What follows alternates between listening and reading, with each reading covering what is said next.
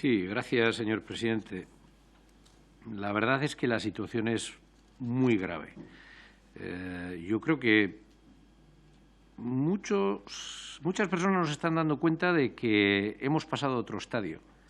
No estamos en la situación en la que estábamos cuando se produjo la reunión de esta Comisión de Exteriores, ni muchísimo menos. Esto ya no son juegos de guerra. Esto es ya prácticamente guerra. Prácticamente guerra.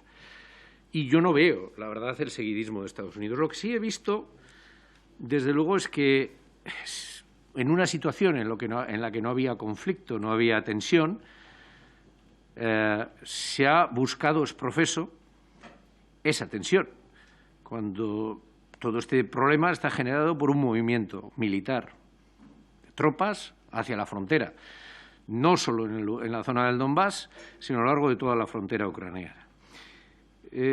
Está claro que Putin, bueno, su palabra tiene la caducidad de un yogur, porque dijo expresamente que no atacaría. Estos europeos y estos americanos están histéricos, no vamos a atacar. Y sin embargo lo ha hecho. Yo la verdad es que aconsejaría, si es que no lo han visto ya, que visionaran la grotesca reunión del Consejo de Seguridad ruso. Fue tremenda y da una buena idea de lo que en este momento es ese país, que en realidad es Putin. Unos aires dictatoriales absoluto, incluso con su gente, ¿no? Vamos, alguien que intentó, bueno, hacer un matiz o dar una oportunidad todavía a la paz. Estaba claro que lo que tenía que salir de ahí era lo que tenía que salir y además tenía que ser retransmitido y unánime. Y eso en un país bueno, que se respete mínimamente, con unos ciertos estándares, pues no es aceptable, ¿no? Y desde luego es que si oyeron también, si escucharon el discurso que hizo Putin, a Putin ya en estos momentos ya no le vale la neutralidad ucraniana. De la neutralidad ucraniana estaba hablando hace semanas, que esa era la amenaza de que si formaba parte de la OTAN, etcétera, etcétera. Es que ya no le vale, porque el discurso que hizo el lunes, para él Ucrania era Rusia. Era una parte de Rusia. Ucrania era, según él, un invento. Vamos, de hecho, se cargó a Lenin y a todos los próceres hasta ahora muy respetados por parte de las autoridades rusas, aunque hubiera caído la Unión Soviética, ¿no? Y claro, ya sabemos que las fronteras en esa zona y la historia ha sido muy compleja.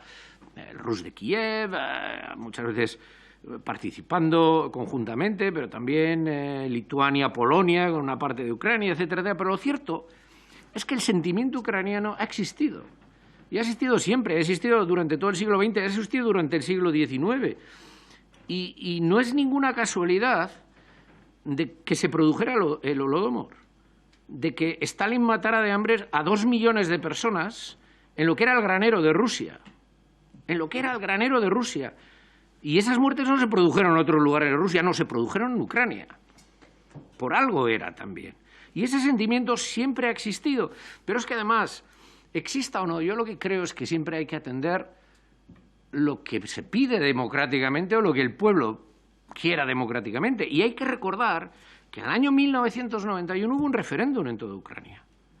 Un referéndum de toda Ucrania que tuvo el 84% de participación. Por lo tanto, no se puede decir que fuera un referéndum que no fuera atendido.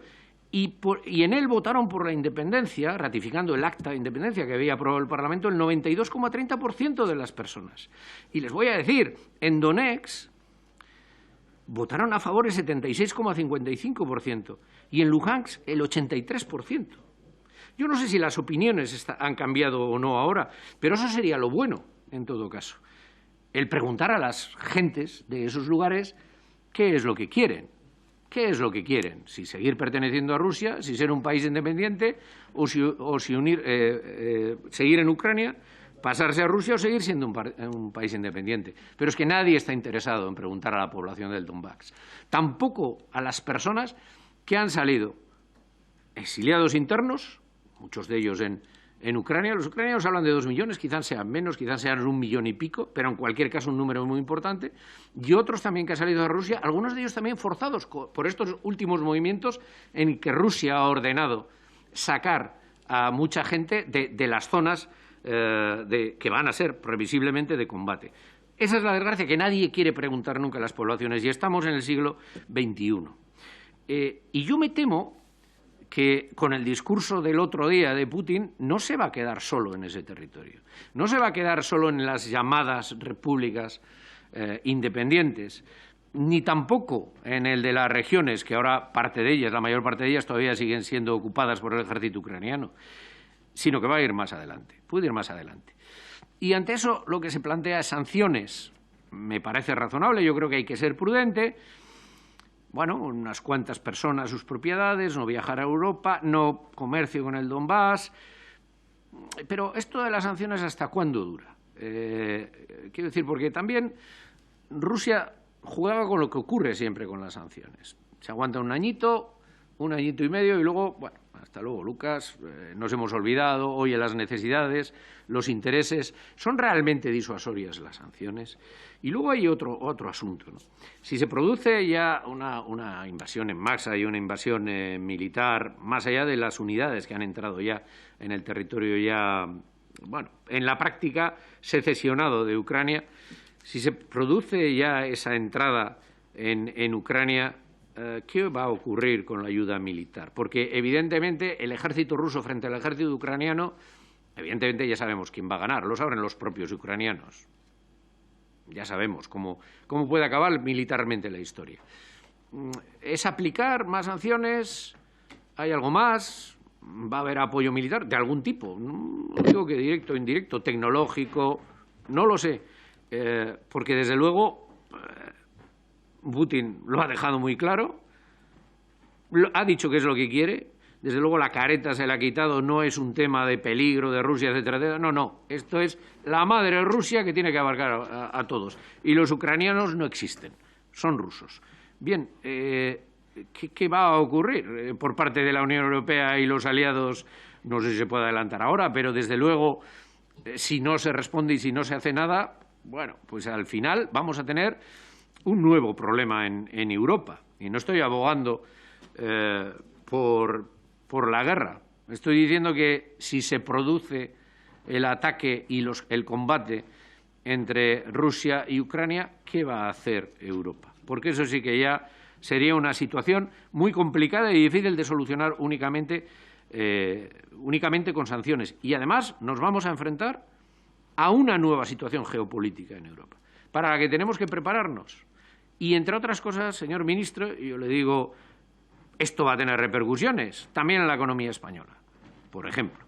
Entonces, ¿qué se está haciendo para asegurar suministros y precios de materias, por ejemplo, energéticas y básicas como el gas? Ya sé que España está situada en una posición muchísimo mejor que el resto de Europa, pero ahí también se exigirá una actividad coordinada y seguro que el precio de muchísimas materias primas y lo que no son materias primas van a repercutir en ellas, de muchos bienes de equipo, etcétera, etcétera, van a subir exponencialmente. Entonces, ¿qué se está haciendo? Se está preparando Europa para ello, se está preparando con los Estados Unidos y luego eso, lo que le decía, y para finalizar, esto va a ser una nueva Europa, quizás con otra actitud, y va a ser una nueva situación geoestratégica para muchos años. Y creo que eso va a exigir una serie de coordenadas diferentes a las que hemos conocido hasta ahora. Muchas gracias.